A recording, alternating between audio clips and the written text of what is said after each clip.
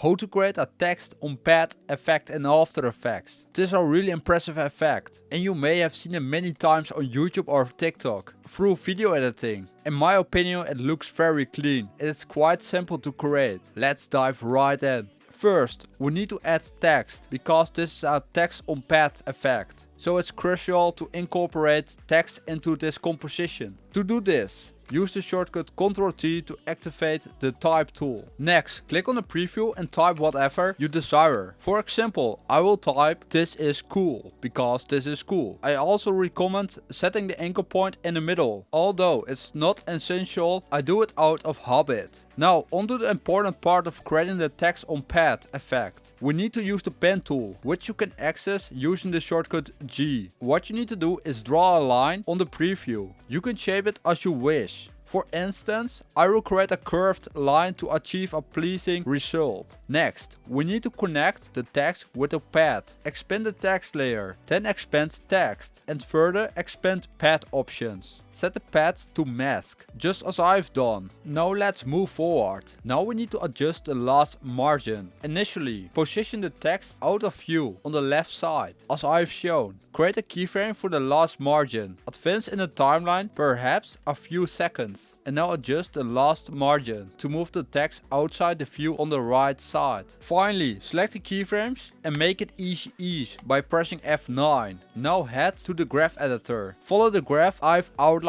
to achieve a desirable result. If you are not satisfied, feel free to customize it to your liking. Just experiment with it. There you have it, a fantastic result. By the way, you can also make it 3D by selecting the 3D layer and adjusting the orientation to achieve the desired effect. In my opinion, this is also a great option to explore. This is all what you need to know. Thanks for watching this video. Subscribe if you want more tutorials like this.